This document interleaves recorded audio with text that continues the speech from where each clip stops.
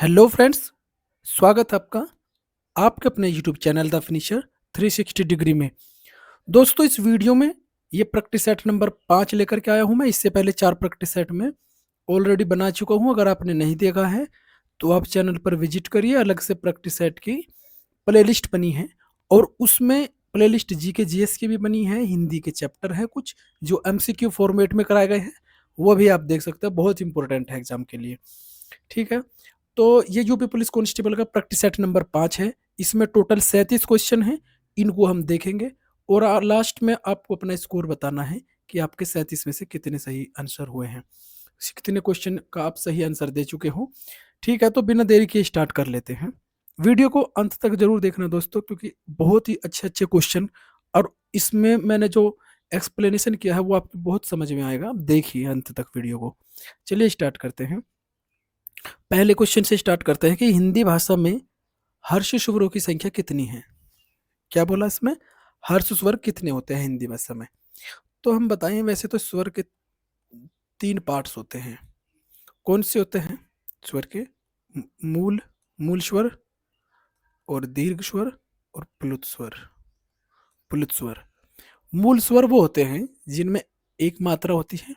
दीर्घ स्वर 2 मात्रा वाले होते हैं और प्लुत स्वर जो होते हैं जिनमें 3 मात्रा होती है। कितनी? 3 मात्रा। ये आप इसमें याद रखेंगे। अब कैसे बताऊंगा? मूल स्वरों की संख्या होती है कितनी? मूल स्वर को हम हर्ष स्वर भी कहते हैं। हर्ष, या इनको लघु स्वर भी कहते हैं। इनकी संख्या होती है टोटल 4। दीर्घ स्वर की संख्या कितनी होती है? टोटल 7। तो स्वर टोटल कितने होते हैं? 11 हो जाते हैं। ठीक है, अगर आप कहे तो मैं इनका बता भी देता हूं। जैसे ए है, छोटी वाली ई है, छोटा ऊ, और ये री जो है ये आपके होते हैं हर्ष स्वर। दीर्घ स्वर आपके साथ कौन से हैं? इसमें आ हो जाएगा बड़ी वाली, और ये ऊ, ए, आई, ओ और औ। ये आपके टोटल हो जाते हैं 7 दीर्घ स्वर हो जाते हैं। इसमें भी दीर्घ स्वर को भी 2 पार्ट्स होते हैं। एक होता है मूल दीर्घ, एक होता है कौन सा इसका? एक होता है मूल दीर्घ,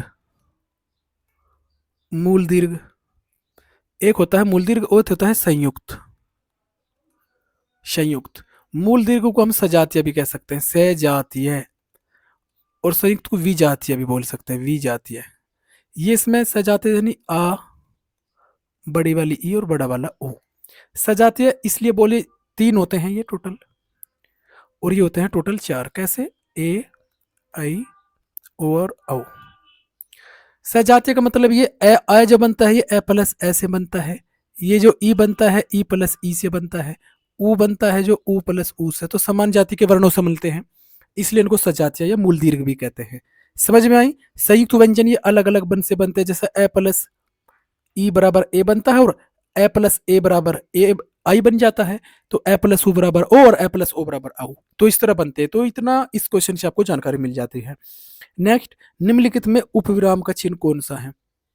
हमको इसमें बताना कि उपविराम का चिन्ह कौन सा है। ये तो आपका प्रश्नवाचक चिन्ह है, ये तो आपका प्रश्नवाचक चिन्ह है, ये आपका होता है अर्धविराम का चिन्ह होता है, ये आपका अर्धविराम का चिन्ह है, ये आपका कौन सा होता है? अल्पविराम, ये आपका अल्पविराम हो जाता है। तो उपविराम कौन सा होता है? ऑप्शन डी इसका सही हो जाएगा। दोस्तों, वीडियो कैसी लग रही है कमेंट में बताना और चैनल को सब्सक्राइब भी जरूर कर लेना। इसमें हर टॉपिक से क्वेश्चन लिए, आप कंटिन्यू सीरीज देखिए और फिर जब आप लास्ट में एग्जाम दोगे तो आपको बिल्कुल भी कुछ भी नया नहीं लगेगा। आपको लगेगा कि ये मैं हर एक दिन किया हूँ ये सब। ठीक है, तो देखते हैं अगले क्वेश्चन को। क्वेश्चन नंबर 3 है कि निम्नलिखित में से कौन सी वर्तनी सही है? वर्तनी से एक क्वेश्चन तो पक्का आना जरूरी है। अच्छा, ये भाग्यमान गलत है, भाग्यमान नहीं होता, वो होता है भाग्यवान। क्या होता है? भाग्यवान होता है। वाल्मीकि में यहाँ पर क्या गलती है ये आपको बताना भी था, तो लेकिन मैं बता देता हूँ। वाल्मीकि में बड़ी वाली मात्रा आती है, ये वाल्मीकि, इस तरह से रहेगा ये। ठीक है, अब नेक्स्ट इसमें देख लेते हैं। लालायित रामायण, ये लालायित आपका सही है। रामायण नहीं होता, ये होता है रामायण। क्या होता है? रामायण। नेक्स्ट क्वेश्चन, विकारी शब्द का उदाहरण कौन सा है?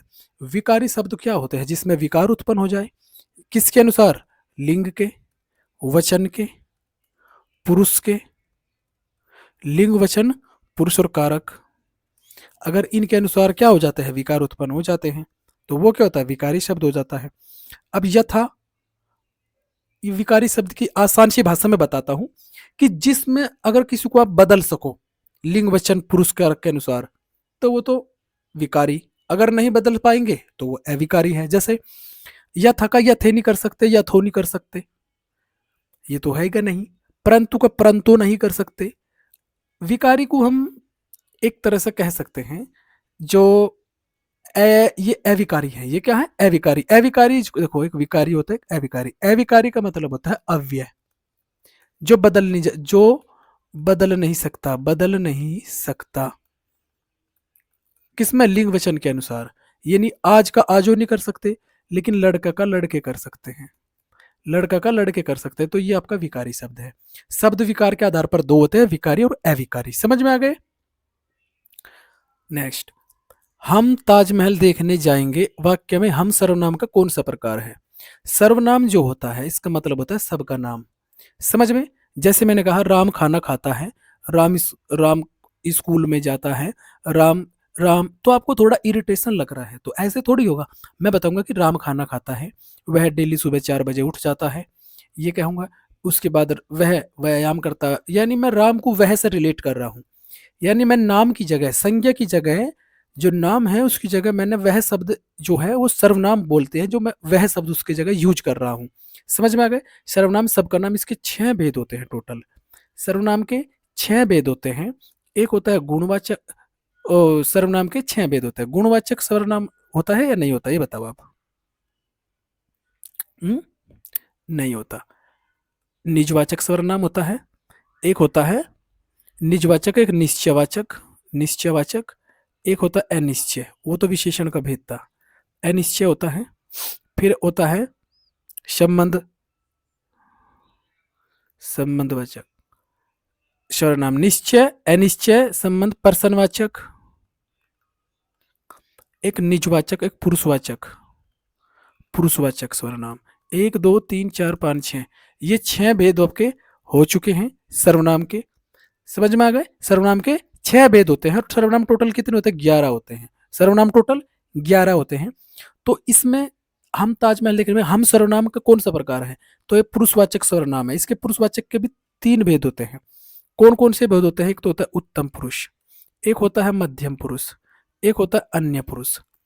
उत्तम पुरुष का मतलब जब मैं खुद के बारे में बताऊं, मैं, हम, अपने, अपनों के बारे में बताया जाता है, जैसे उत्तम पुरुष में आता है मैं और हम। मध्यम में तू और तुम।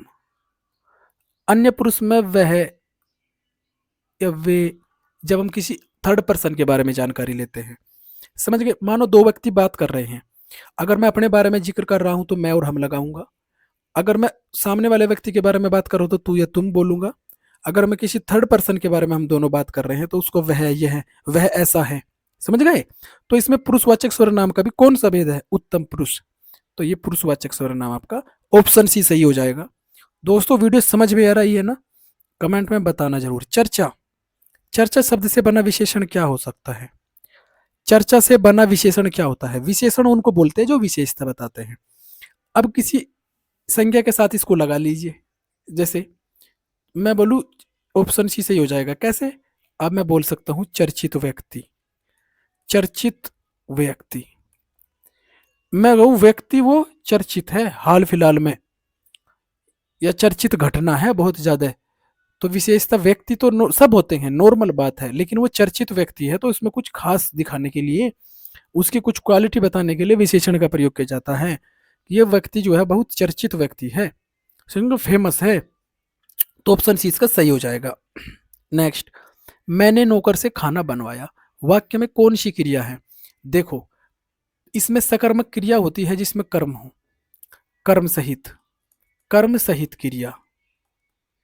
अकर्मक होती है कर्म रहित, कर्म रहित। और प्रेरणार्थक का मतलब जब हम किसी से काम करवाते हैं, जब हम अपना काम किसी और से करवाते हैं तो उसको प्रेरणार्थक क्रिया कहते हैं। तो इसमें मैंने नौकर से खाना बनवाया, मैंने खुद नहीं बनाया, नौकर से बनवाया है, तो ये होता है प्रेरणार्थक क्रिया। ये ऑप्शन इसका सही हो जाएगा। अब देखो, राम और लक्ष्मण ने मिलकर यह काम पूरा किया, वाक्य में क्रिया विशेषण का प्रकार क्या है। क्रिया विशेषण के चार भेद होते हैं। कितने होते हैं? चार होते हैं। ये चारों के चारों देखो दिए गए हैं, चारों के चारों भेद इसके दिए गए हैं, रीति, स्थान, काल और परिमाण। अब हमें इसमें देखना है कि कैसे लगाएंगे हम। अगर रीतिवाचक में देखना है हमें तो कैसा प्लस कैसा या कैसी लगाकर देखेंगे हम क्रिया में। परिमाण में देखना है कितना, इसमें कितना लगाना है। काल का मतलब होता है कब, कब। स्थान का मतलब होता है कहाँ, इसमें कहाँ लगाकर चेक करेंगे आप। जैसे राम और लक्ष्मण ने यह काम पूरा किया, कैसे काम किया इसका तो कोई उत्तर नहीं बता रहा। मिलकर काम किया, स्थान कहाँ है, स्थान कहाँ काम किया ये तो जगह नहीं है। काल कब काम किया ये भी नहीं बताया गया है, समय के बारे में। कितना काम किया, परिमाण का, मात्रा के बारे में भी नहीं बताया जा रहा। तो यहाँ क्या हुआ, राम और लक्ष्मण ने मिलकर यह काम किया। कैसे काम किया, काम किया लिखो, काम कैसे पूरा काम किया उन्होंने, कैसे पूरा काम किया, इसमें कैसे लगाओ। तो अगर कैसे में उत्तर मिल जाता, कैसे काम किया, मिलकर काम किया। क्या किया, मिलकर, मिलकर ही तो काम किया। तो ये रीतिवाचक हो जाएगा आपका। अगर कितना का उत्तर दिया, कितना काम किया, कितना काम पूरा किया, क्या बताया है कि थोड़ा काम पूरा किया या इतना काम पूरा किया, नहीं ना। कब काम पूरा किया, इसमें समय के बारे में नहीं बताया कि कल किया या परसों किया। कहाँ किया, ये जगह के नहीं बारे में बता रखा कि आगरा में किया, दिल्ली में कहाँ किया, ये तो नहीं बता रहा। लेकिन कैसा और कैसी के बारे में। रीति का मतलब होता है कार्य करने का तरीका, कार्य करने का तरीका। समझ में आ गया आपको, तरीके को हम रीति बोलते हैं। कैसे काम किया, मिलकर काम किया। तो ये सही है, ऑप्शन ए। अब देखो क्वेश्चन बहुत अच्छा है। भाषा, भाव, बोली, शब्द, इन चारों में से कितने स्त्रीलिंग शब्द है। स्त्रीलिंग शब्द हमें बताने इनमें चारों में से कितने हैं। अच्छा, मैंने बताया था मेरा या मेरी लगाकर, मेरा या मेरी लगाकर आप स्त्रीलिंग या होता है या फिर आप होता है या होती है लगा करके स्त्रीलिंग पुल्लिंग चेक कर सकते हैं। समझ में आया। तो इसमें देखो, मेरी भाषा अच्छी है, मेरी भाषा अच्छी है, लास्ट में ई आ गया ना, ई, स्त्रीलिंग में ई आता है। मेरी भाषा अच्छी है, ऐसी तो बोलता है, या भाषा अच्छी होती है। तो ये तो क्या होगा, ये तो आपका स्त्रीलिंग हो गया। मेरी बोली अच्छी है, मेरा भाव अच्छा था, मेरा भाव अच्छा था या मेरी बोली अच्छी है। भाव होता है या होती है, भाव होता है, अच्छा भाव होता है, तो ये पुल्लिंग हो गया। बोली होती है या होता है, बोली होती है, ये स्त्रीलिंग। शब्द होते हैं या होती है, शब्द होती नहीं होते हैं, तो ये भी पुल्लिंग आ जाएगा। तो इसमें चार में स्त्रीलिंग कितने, इसमें दो स्त्रीलिंग, ऑप्शन सी इसका सही आ जाएगा। समझ में आया। नेक्स्ट, आजकल भारत की जनता भी अधिकाधिक शिक्षित हो गई है। रेखांकित वचन बताना। वचन हिंदी में दो होते हैं, एक वचन और बहुवचन, एक वचन और बहुवचन। समझ में आया। तो जनता क्या है, जितनी भी समूहवाचक होती है, देखो यहाँ बताओ, समूहवाचक जितना भी होती है संज्ञाएं, वो सब जो होती हैं वो एक वचन में होती है, एक वचन में होती है। तो जनता क्या है, जनता एक वचन शब्द है। समझ में आ गया, जनता क्या है, एक वचन शब्द है। वचन की मैंने कंप्लीट वीडियो बनाई है, लिंग और वचन की, 49 मिनट की वीडियो है। उसमें लगभग 100 क्वेश्चन है और पूरी आसान भाषा में आपको समझाया गया। एक बार उस वीडियो को जा करके देखिए, आपको पता चलेगा क्या लेवल है, और कभी जिंदगी में आपको पढ़ना नहीं पड़ेगा ये लिंग और वचन के बारे में। अब नेक्स्ट देख लेते हैं कि रीना पढ़ती होगी, वाक्य में काल बताना हमें। काल 3 तरह के होते हैं, मैं कई बार बता चुका हूं। एक तो होता है भूतकाल, वर्तमान काल, वर्तमान काल और भविष्य काल, और होता है भविष्य काल। इसको कैसे याद रखोगे, 653 से 653। 6 भेद होते हैं वर्तमान भूतकाल के, और 5 होते हैं वर्तमान काल के, 3 होते हैं भविष्य काल के। तो रीना पढ़ती होगी, गागी के वाक्य में काल कौन सा होगा, आप बता सकते हैं कि कौन सा काल होगा। तो रीना पढ़ती होगी में कौन सा होगा, अपूर्ण वर्तमान काल तो है नहीं। अपूर्ण वर्तमान में कैसा होता, वह गा रहा था, गा रहा था, ये होता है अपूर्ण भूतकाल। यानी भूतकाल में काम जब कंटिन्यूअस या अपूर्ण नहीं होता। हेतु हेतु मत भूतकाल में कि यदि तुम आते तो मैं जाता, ता आ गया, भूतकाल आ गया। यदि शब्द हमेशा इसमें आता है, हेतु हेतु मध्य में यदि शब्द आएगा, ये आपको याद रख लेना। संदिग्ध में क्या होता है, संदिग्ध यही वाला है। तात्कालिक वर्तमान में होता है कि वह जा रहा है, वह जा रहा है। तत्कालिक वर्तमान को अपूर्ण वर्तमान भी कहते हैं, वह जा रहा है यानी काम चल रहा है अभी वर्तमान काल में। समझ गए। यह है संदिग्ध यानी दुविधा जब हो हमारे मन में कि रीना पढ़ती होगी, अब मुझे जानकारी नहीं वो पढ़ती होगी, तो यहाँ क्या आ जाएगा, ये संदिग्ध वर्तमान काल आ जाएगा। समझ में आया था ना। अब नेक्स्ट, शीला से खाया नहीं जाता, इस वाक्य में वाच्य का कौन सा प्रकार है। देखो, कर्मवाच्य जब कर्म पर प्रभाव पड़ता है तो कर्मवाच्य, कर्ता पर प्रभाव पड़ता है तो कर्तवाच्य, और भाववाच्य में असमर्थता आती है। असमर्थता प्रकट, जिस भी वाक्य में असमर्थता प्रकट की जाएगी वो आपका जो होता है भाववाच्य होता है। जैसे शीले से खाया नहीं जाता, इसमें असमर्थता प्रकट की जा रही है, तो ये आ जाएगा आपका भाववाच्य। नेक्स्ट, सुरेश ने पेंसिल से पत्र लिखा, वाक्य में रेखांकित शब्द कारक है, यानी ये जो से है ये हमें बताना क्या करना। संप्रदान या कर्म कारक का होता है को, करण का होता है से या द्वारा। अपादान का मतलब से होता है अलगाव की स्थिति में, अलगाव की स्थिति में, जैसे वृक्ष से पेड़ टूट, वृक्ष से फल टूट कर गिर गया। संप्रदान के लिए होता है जिसके लिए कोई काम किया जाता है। तो यहाँ पर आपको क्या लगता है, सुरेश ने पेंसिल से पत्र लिखा, यानी से का मतलब जिसकी सहायता से काम किया जाता है, जिसकी सहायता से काम किया जाता है, काम किया जाता है, वही आपका यहाँ हो जाता है करण तत्पुरुष, मतलब करण कारक होता है। तो सुरेश ने पेंसिल से पत्र लिखा, किससे लिखा, पेंसिल से, तो ये हो जाएगा कर्ण। कर्ण कारक इसमें हो जाएगा। कारक के कितने भेद होते हैं, कारक के 8 भेद होते हैं। कारक को हम परसर्ग भी कहते हैं, क्या कहते हैं, परसर्ग। नेक्स्ट, करपट का तद्भव रूप क्या है। तद्भव वो होते हैं जो हम आम बोलचाल की भाषा में यूज करते हैं। तद्भव शब्द जो संस्कृत के बिगड़े हुए रूप को हम तद्भव कह देते हैं। जैसे देख लीजिएगा, इसमें कपड़ा, कपूर, कारपेट या कपट, तो इसका सही तद्भव रूप क्या है, करपट का होता है कपड़ा। करपट का क्या होता है, कपड़ा। ये करबऊ कपूर जो है वो तद्भव शब्द है, इसका होता है कर्पूर। समझ में आ गए। अब देखते हैं नेक्स्ट, इनमें से कौन सा उपसर्ग अरबी फारसी का है। तो मैं सबसे पहले आपको बता दूं, ये संस्कृत है, में टोटल 22 होते हैं। हिंदी में बताते हैं कि 19, टोटल 19 बताते हैं कि हिंदी में 19 होते हैं। समझ में आ गया आपके। तो अरबी फारसी में पूछा है कि इनमें से कौन सा उपसर्ग अरबी फारसी का है, कैसे बताओगे। उप से आप उपकार बना सकते हो, तो ये तो हिंदी का हो गया। भर से भरपेट बना सकते हो, ये भी हिंदी का है। ये कु से जैसे कुसंगति, कुसंगति, तो ये संस्कृत का, कु सब संस्कृत का है। किसका है, संस्कृत का है। जबकि गैर, जैसे गैर जिम्मेदार, गैर जिम्मेदार, जिम्मेदार, या फिर हम कहते गैर हाजिर, गैर हाजिर, गैर कानूनी, ये शब्द क्या है, अरबी फारसी शब्द है, तो ऑप्शन बी इसका सही हो जाएगा। तौलिया किस भाषा का शब्द है। तो इसमें जैसे हम देखें तुर्की भाषा के शब्द, अरबी भाषा के शब्द देख ले, तो इसमें जो पुर्तगाली भाषा का शब्द है ये ऑप्शन डी इसका सही हो जाएगा, तौलिया।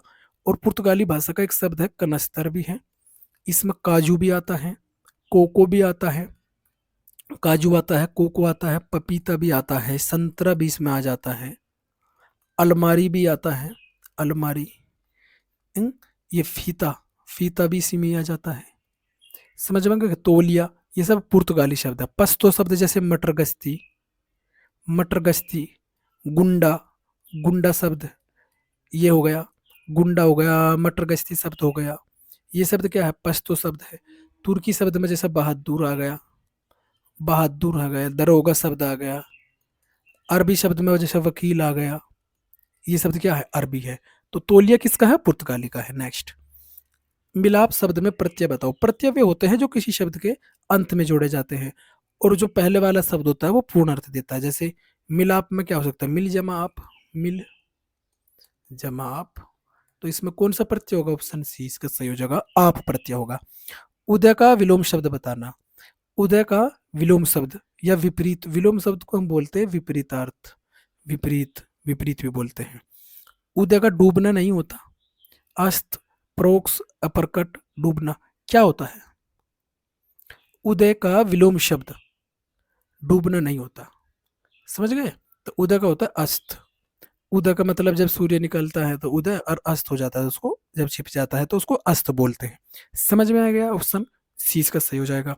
नेक्स्ट है कि आगार शब्द का पर्यायवाची शब्द कौन सा नहीं है। ये आपको देखना कंफ्यूजन करेगा, पेपर में आपको बस यही करेगा, तो यहाँ पर आपको थोड़ा सा ध्यान देना है।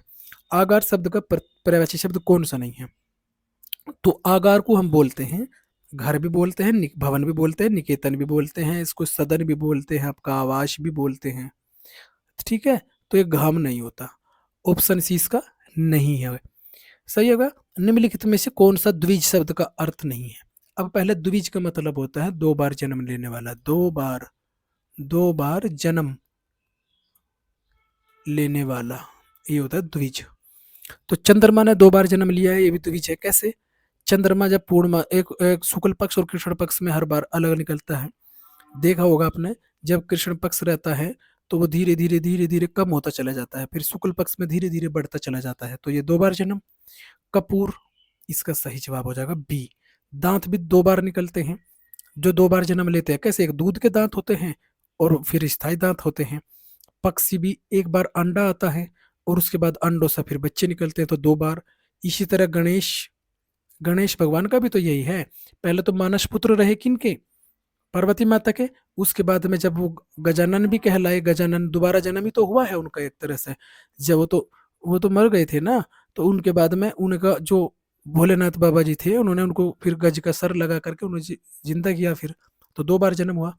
जो ब्राह्मण हो गया, क्षत्रिय हो गया, ये सब भी द्विज में ही आते हैं। मतलब क्या है कि ये पहले तो इनका जन्म होता है, फिर जब ये जनेऊ धारण करते हैं तो बताया जाता है कि नया जो जन्म ही होता है इनका, इस तरह से। तो द्विज का मतलब आप समझ गए होंगे। नेक्स्ट देख लेते हैं, इति और इति का सही अर्थभेद क्या है। हमें इनका बताना कि इनका सही अर्थभेद क्या है। देखो, जो ये समश्रुति भिन्नार्थक होते हैं ना, जो शून्य में समान लगेंगे लेकिन इनके अर्थ अलग अलग होते हैं, वो इंपॉर्टेंट है, आपको बहुत ध्यान देना है इन पे। ज्यादा नहीं, 50 या 55 60 के करीब बस याद कर लो, इसी में से आ जाता है। और मैं वीडियो बना ही रहा हूँ, आप इसको देखते जाइए, आपका पूरा माइंड खुल जाएगा। तो इति का मतलब होता है क्या? समाप्ति। कहते हैं ना इतिश्री, समाप्ति। और ये इति होता है विघ्न। तो याद कैसे रखोगे कि भाई जैसे ही समाप्त हुआ काम, तुरंत विघ्न पड़ गया। समाप्त होने वाला था, विघ्न पड़ गया, तो इस तरह से इसको याद रख सकते हैं। इति, इति को समाप्त होने वाला था, विघ्न पड़ गया। समझ में आ गया? तो आपको इस तरह से इसको याद कर लेना। याद करने का ये तरीका है। दोपहर के बाद के समय, इसको क्या कहते हैं? दोपहर के बाद के समय को हम अपराह्न बोलते हैं, जो 12 बजे के बाद का होता है। पूर्वाह्न जो 12 बजे से पहले, दोपहर के पहले के समय। और मध्याह्न, दो ठीक दोपहर को मध्याह्न बोलते हैं। समझ में आ गया? ठीक 12 बजे बोले, ठीक 12 बजे। अपराह्न होता है 12 बजे के बाद, 12 बजे के बाद, 12 बजे से पहले, 12 बजे से पहले, पूर्व। समझ में आ गया? ये एक 12 बजे को एक बिंदु माना गया, एक पॉइंट माना गया। उससे पहले पूर्वाह्न और उसके बाद में अपराह्न हो गया। ठीक है। नेक्स्ट, दिए गए विकल्पों में से स्वागत शब्द का सही संधि विच्छेद क्या होगा। तो स्वागत शब्द का सही संधि विच्छेद होता है सुजमा आगत, सुजमा आगत, सुजमा आगत, इसका सही होगा। अब इसमें क्या है, ऊ शब्द आया है और इसमें आया है आपका आ शब्द। जब भी ई या ऊ या री, इनके बाद में कोई, इनके बाद में प्लस भिन्न स्वर, भिन्न स्वर का मतलब इन तीनों को छोड़कर कोई भी आए, तो ई का तो हो जाएगा आपका यह, ऊ का हो जाता है आपका वह, और री का हो जाता है आपका रे। समझ में आ गए? इसलिए स्वागत ये शब्द कहलाया आपका स्वागत। इसमें कौन सी संधि होती है? इसमें होती है यण संधि। कौन सी संधि होती है? इसमें होती है यण संधि। ये होती है आपकी यण संधि। समझ में आ गया? नेक्स्ट, जिस समास में पूर्व पद गौण तथा उत्तर पद प्रधान हो, उसे कौन सा समास कहते हैं? पूर्व पद गौण होना चाहिए। पूर्व पद गौण को हम बोल सकते हैं अव्यय, अव्यय। उत्तर पद प्रधान हो, उसे कौन सा समास कहता है? बताओ इसमें से कौन सा समास है जिसमें पूर्व पद गौण और उत्तर पद प्रधान होता है? क्या अव्यय भाव समास है? अव्यय भाव में तो पहला पद प्रधान होता है। पहला पद प्रधान होता है या नहीं होता? बताओ। कर्मधारय समास होता है, द्विगु समास होता है, क्या होता है? कमेंट में इसको बताना जरूर। ये बहुत अच्छा क्वेश्चन है कि जिस समास में पूर्व पद गौण तथा उत्तर पद प्रधान होता है, कर्मधारय तो होगा ही नहीं क्योंकि इसमें पहला पद गौण तो होता ही नहीं। समझ में आ गए? नहीं होता ना। अब इसमें क्या होगा? द्विगु समास होता है क्या? द्विगु भी नहीं होता। तत्पुरुष होता है, तत्पुरुष भी नहीं होता, तो इसमें कौन सा होता है? अव्ययभाव समास होता है। कौन सा होता है? अव्ययभाव समास होता है। नेक्स्ट देख लेते हैं। मैं चाहता हूं कि तुम्हारे साथ खेलूं, यह किस प्रकार का वाक्य है? इसमें शब्द आया है की, तो दो वाक्य जुड़े हैं आपस में, तो जो ये की से जुड़े हैं, तो अगर और होता तो ये संयुक्त होता। संयुक्त में हमेशा और आता है, तथा शब्द आते हैं। अगर और तथा शब्द नहीं जुड़े हैं तो ये आपका कौन सा? सरल नहीं होगा, पर्सन नहीं होगा, ये कौन सा? मिश्र वाक्य हो जाता है। मिश्र वाक्य जो होते हैं वो तीन तरह के होते हैं। एक होते हैं संज्ञा उपवाक्य, एक होते हैं आपके विशेषण उपवाक्य, विशेषण उपवाक्य, एक होता है आपका क्रिया विशेषण, क्रिया विशेषण उपवाक्य। अब कैसे? संज्ञा उपवाक्य में हमेशा कीवर्ड है की आएगा। विशेषण वाले में आपका जो, जैसा और जितना शब्द आते हैं। क्रिया विशेषण में आपका क्या आएगा? संज्ञा आ गया, विशेषण और क्रिया विशेषण। इसमें कौन सा आएगा आपका? इसमें आएगा आपका ज्यों, त्यों, जब, तब, यद्यपि, ये शब्द इसमें आते हैं। ये इसकी ट्रिक है बस। जहां की दिखे संज्ञा उपवाक्य, विशेषण में जो जैसा जितना, क्रिया विशेषण में जो, तो, जब, तब, ये सब समझ गए। आचार्य भरत ने रसों की संख्या कितनी मानी है? आचार्य भरत ने रसों की संख्या 8 मानी है। उन्होंने शांत रस को रस नहीं माना। शांत रस का स्थायी भाव होता है निर्वेद। इन्होंने शांत रस को रस नहीं माना। नेक्स्ट, कुंडलीय छंद में कितने चरण होते हैं? कुंडलीय एक होता है विषम मात्रिक छंद। ये क्या है? विषम मात्रिक छंद है। विषम मात्रिक छंद है। विषम मात्रिक छंद कितने होते हैं? 2 होते हैं। एक होता है कुंडलीय, एक होता है छप्पय। छप्पय कुंडलीय में आपका जैसे डॉक्टर कर सकते हैं, डॉक्टर, और इसमें कर सकते हैं आरो। जैसे कुछ, क और छ, कुछ डॉक्टर के पास आरो है। क इसका पहला क और उसका छ, इसका कुछ डॉक्टर के पास आरो है। दो से दोहा और रै से रोला। इसमें रोला और उलाला। समझ में आ गया? दोहे में 11 13 13 11 के हिसाब से विषम चरणों में 13 मात्रा है, सम चरणों में 11 मात्रा है। तो इसमें कितने चरण होते हैं? इसमें टोटल 6 चरण होते हैं। अब बताऊं, पहले जो 4 चरण रहेंगे, 4 चरण इसके रहेंगे दोहे के। जो पहला आएगा रोले के 2 चरण, 2 चरण। इसी तरह 4 चरण रोले के होते हैं, 4 चरण रोले के रहेंगे। इन 6 चरणों में 2 चरण रहते हैं उल्लाला के। ये भी इंपॉर्टेंट है आपको, तभी तो आप बता पाएंगे। समझ में आए? नेक्स्ट, काली घटा का घमंड घटा, नभमंडल तार का वरंत खिले में कौन सा अलंकार है? रूपक अलंकार जहां अभेद आरोप किया जाता है, यानी उपमा होता है जहां तुलना। जैसे मैं कहूं कि सियामुख चंद्र, जैसे सियामुख चंद्र समान नहीं, चंद्र सा भी नहीं, सियामुख चंद्र, सियामुख ही चंद्र है। अभेद गर्जे कि मैं सिया के मुख को चांद ही बता दिया, या फिर चांद को ही सिया का मुख बता, सीता का मुख बता दिया। उपमा में तुलना की जाती है, जैसे चरण कमल या फिर हरिपद कोमल कमल से, यानी जो इसमें होती है तुलना। अभेद आरोप, इसमें कोई भेद नहीं रहता। इसमें वाचक शब्द नहीं रहता, इसमें वाचक शब्द रहेगा। वाचक शब्द सा सी से रहता है। रूपक में वाचक शब्द नहीं होता, रूपक में वाचक शब्द नहीं रहता। ठीक है। उत्प्रेक्ष अलंकार में संभावना की जाती है। संभावना, संभावना जहां जहां हो वो उत्प्रेक्ष है। यमक अलंकार में होता है कि एक शब्द जो होता है, एक शब्द अनेक बार होता है, अनेक बार होता है युग्म में, युग्म में, और हर बार उसका अर्थ होता है अलग। हर बार अर्थ भी अलग होता है, अर्थ अलग होता है। समझ में आ गई? तो जैसे इसमें काली घटा, एक घटा ये आ गया, और घट घमंड घटा, एक घटा ये आ गया। युग्म में आते हैं ये, इसमें आप याद कर लो युग्म या जोड़ा, या फिर शम, शम संख्या।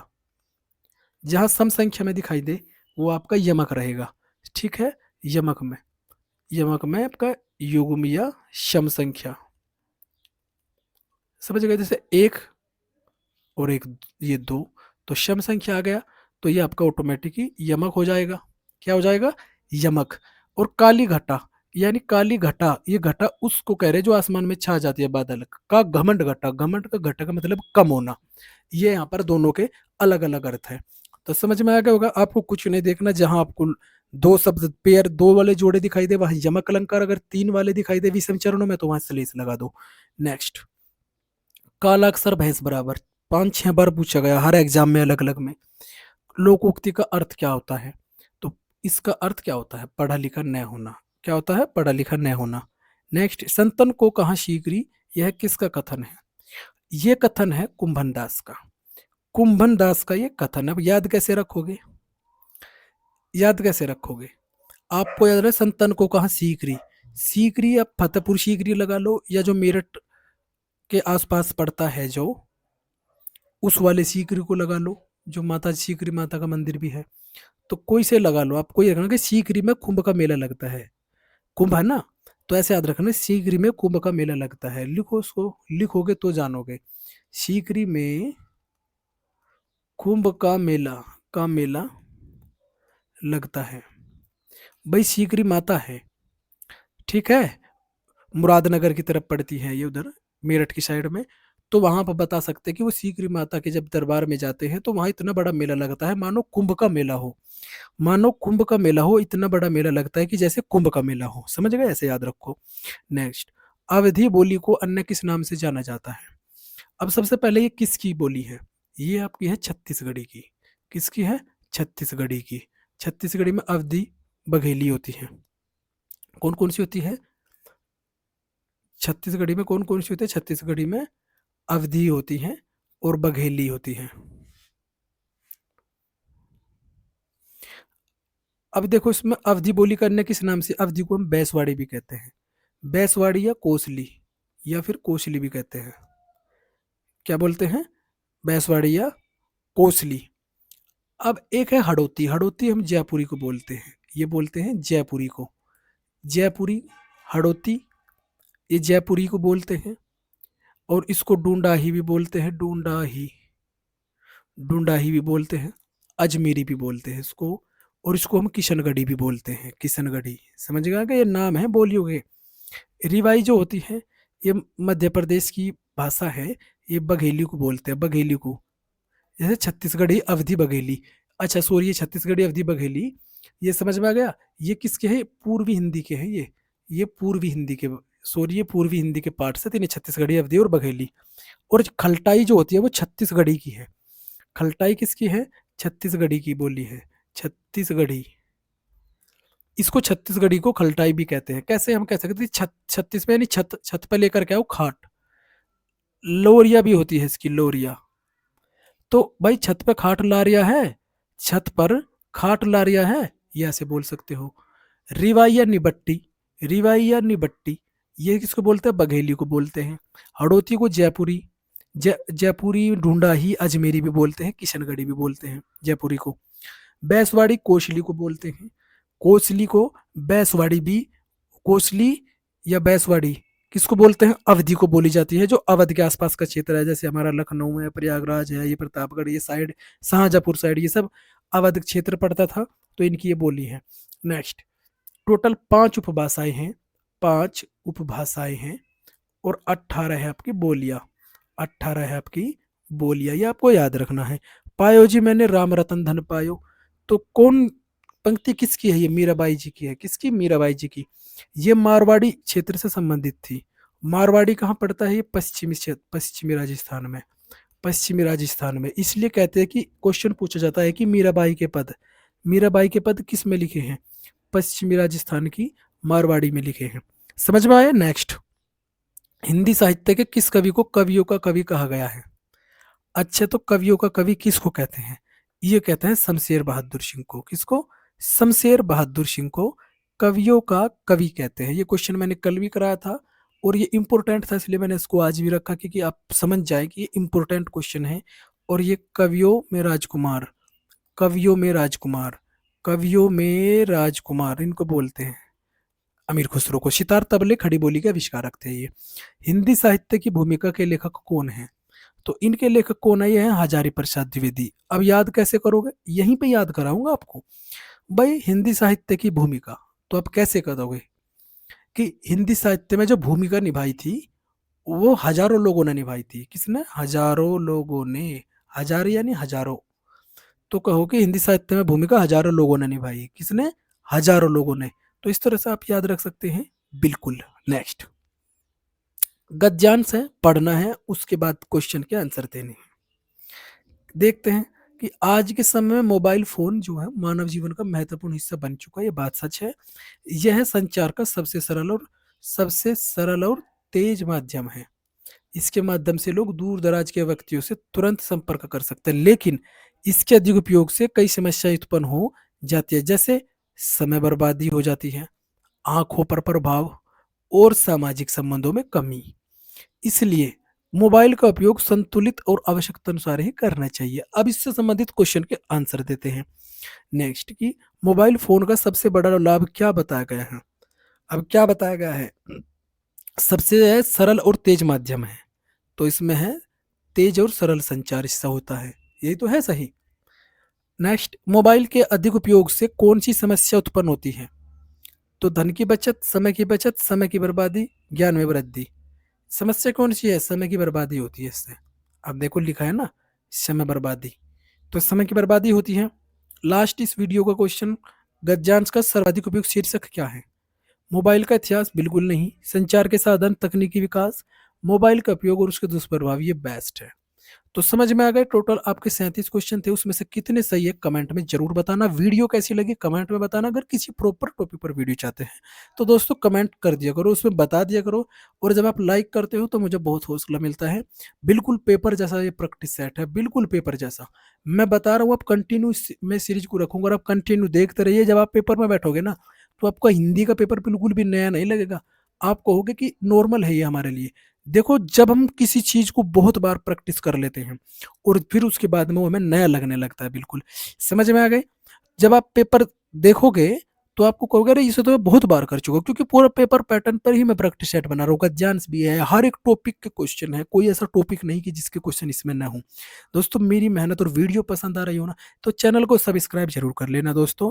और देखो, आपको बताऊं मैं, कम सब्सक्राइबर पर मत जाओ। अभी 33 है, मत जाओ सब्सक्राइबर पर, क्योंकि सब्सक्राइबर से कुछ नहीं होता। कंटेंट पे आप देखिए, कंटेंट में आपके दम होना चाहिए। समझ में, आप देखिए कंटेंट कैसा है और आप प्रैक्टिस सेट में कितने सही है, पर कमेंट में बता दिया करें कि आपने इतने सही इनमें से कर दिए हैं। ठीक है दोस्तों, मिलते हैं अगले वीडियो में, तब तक के लिए जय हिंद, जय भारत।